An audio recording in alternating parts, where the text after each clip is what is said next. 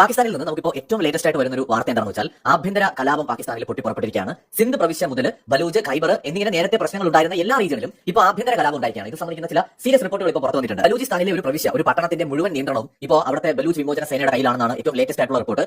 മംഗോച്ചർ എന്ന മറ്റാണ് ആ ഒരു സ്ഥലത്തിന് പറയുന്ന പേര്. ഏതാണ്ട് 1,00,000-അടുത്ത് ആളുകൾ താമസിക്കുന്ന ഒരു പട്ടണം, ഒരു നഗരമേഖലയാണിത്. ഇതിപ്പോ ഈ ബലൂജ് വിമോചന സേനയുടെ നിയന്ത്രണത്തിലാണെന്നാണ് വ്യക്തമാകുന്നത്. ബലൂജ് വിമോചന സേനയ്ക്ക് അത്യാവശ്യം നല്ല സ്ട്രെങ്ത് ഉള്ള ഒരു ഏരിയ കൂടിയാണിത്. ഈ ബലൂചിസ്ഥാനിലെ പല പ്രദേശങ്ങളുടെയും നിയന്ത്രണം ഇപ്പോൾ പാകിസ്ഥാന് അല്ലെങ്കിൽ പാക് മിലിറ്ററിക്ക് നഷ്ടമായിക്കൊണ്ടിരിക്കുകയാണ്. ഇതിനിടയിലാണ് ആഭ്യന്തര സംഘർഷം എന്ന് പറയുന്ന റിപ്പോർട്ടുകൾ കൂടി പുറത്തു വരുന്നത്.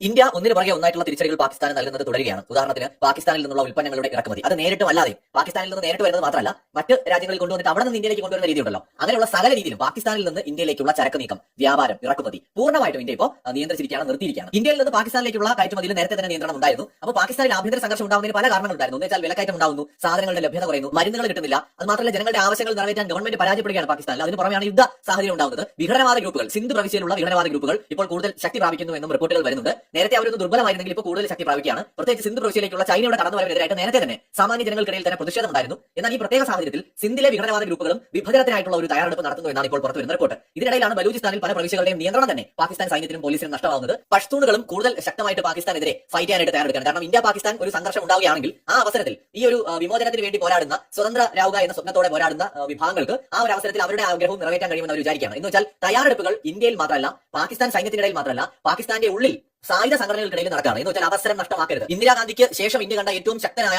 പ്രധാനമന്ത്രിയാണ് നരേന്ദ്രമോദി. ഇന്ദിരാഗാന്ധിയേക്കാൾ പവർഫുൾ ആണ്, ലോക പ്രസിദ്ധനാണ്, ലോകത്ത് വലിയ സ്വീകാര്യതയുള്ള ആളാണ്. ലോക രാജ്യങ്ങളുടെ സപ്പോർട്ട് ഇന്ത്യക്കൊപ്പമുണ്ട്, അമേരിക്കയുടെ സപ്പോർട്ടുണ്ട്, ഇന്ത്യക്ക് ഇന്ന് ആഗോളതലത്തിൽ വലിയ സ്വാധീനമുണ്ട്. അപ്പോൾ ഈ ഘട്ടത്തിൽ ഇന്ത്യ പാകിസ്ഥാൻ സംഘർഷം ഉണ്ടായാൽ എന്ത് വില കൊടുത്തും ബലൂചിസ്ഥാനെ മോചിപ്പിക്കാനാണ് ബലൂജ് വിമോചന സേന ആഗ്രഹിക്കുന്നത്. അതിനായിട്ടുള്ള തയ്യാറെടുപ്പാണ് അവിടെ നടത്തുന്നത്. ഇതിന് പുറമെ പാകിസ്ഥാനിലെ പല ഗ്രാമങ്ങളിലും നഗരങ്ങളിലും പോലും ജനങ്ങൾ തമ്മിലടിക്കുന്നുണ്ട് ഭക്ഷണ സാധനങ്ങൾക്ക് വേണ്ടിയിട്ട്. അതുപോലെ തന്നെ ആളുകൾ, പൈസ ഉള്ളവർ ആവശ്യം പോലെ സാധനങ്ങൾ വാങ്ങിക്കൂട്ടി സ്റ്റോക്ക് ചെയ്യാണ്. യുദ്ധം ഉണ്ടായി കഴിഞ്ഞാൽ ഒന്നും കിട്ടില്ല എന്നുള്ളതുണ്ട്. അപ്പോൾ മറ്റു പലർക്കും ആവശ്യത്തിന് കിട്ടുന്നില്ല. അപ്പോൾ ഇങ്ങനെ സൂപ്പർ മാർക്കറ്റുകളിലും നഗരങ്ങളിലും പട്ടണങ്ങളിലും എല്ലാം പലയിടങ്ങളിലും ഒറ്റപ്പെട്ടതും അല്ലാത്തതുമായ സംഘർഷങ്ങൾ ഉണ്ടാകുന്നുണ്ട്. പലയിടങ്ങളിലും ആൾക്കൂട്ടം പട്ടണങ്ങളും അതുപോലെ ഗ്രാമങ്ങളും ഒക്കെ നിയന്ത്രിക്കുന്ന സ്ഥിതിയിലേക്ക് കാര്യങ്ങൾ എത്തുന്നു എന്നാണ് ഇപ്പോൾ പല മാധ്യമങ്ങളും പാകിസ്ഥാനിൽ നിന്ന് തന്നെ റിപ്പോർട്ട് ചെയ്തത്. 450 കിലോമീറ്റർ ദൂരപരിധിയുള്ള ഒരു മിസൈൽ ഇതിനിടയിൽ പാകിസ്ഥാൻ ടെസ്റ്റ് ചെയ്തു എന്നുള്ള ഒരു അവകാശവാദം അവരിപ്പോൾ ഉന്നയിക്കുന്നുണ്ട്. ഇന്ത്യയുമായിട്ടുള്ള സംഘർഷ സാധ്യത മുന്നിൽ കണ്ടുകൊണ്ടാണ് ഇപ്പോൾ പാകിസ്ഥാൻ ഇങ്ങനെ ഒരു മിസൈൽ പരീക്ഷിച്ചിരിക്കുന്നത്. എന്തായാലും പാകിസ്ഥാൻ ഒരു പാനിക് മോഡിലാണ്. ഇന്ത്യ ആണെങ്കിൽ ഇന്ത്യയിലെ ജനങ്ങൾക്ക് മനസ്സിലാവുന്നില്ല ഇന്ത്യ എന്താണ് പ്ലാൻ ചെയ്യുന്നത് എന്ന്. വലിയ തയ്യാറെടുപ്പുകൾ മിലിറ്ററിയുടെ ഭാഗത്തുനിന്ന്, 3 സേനകളുടെ ഭാഗത്തുനിന്ന് രാജ്യത്ത് നടക്കുന്നു. പാകിസ്ഥാനിലെ ജനങ്ങൾ യുദ്ധം ഉറപ്പിച്ചിരിക്കുകയാണ്. അത് കാരണം ആഭ്യന്തര പ്രശ്നങ്ങളും സംഘർഷങ്ങളും കൂടുതൽ ശക്തമാവുകയാണ്. ഇനിയുള്ള ദിവസങ്ങളിൽ എന്തും സംഭവിക്കാം. മറ്റൊരു വീഡിയോയുമായി വരാം.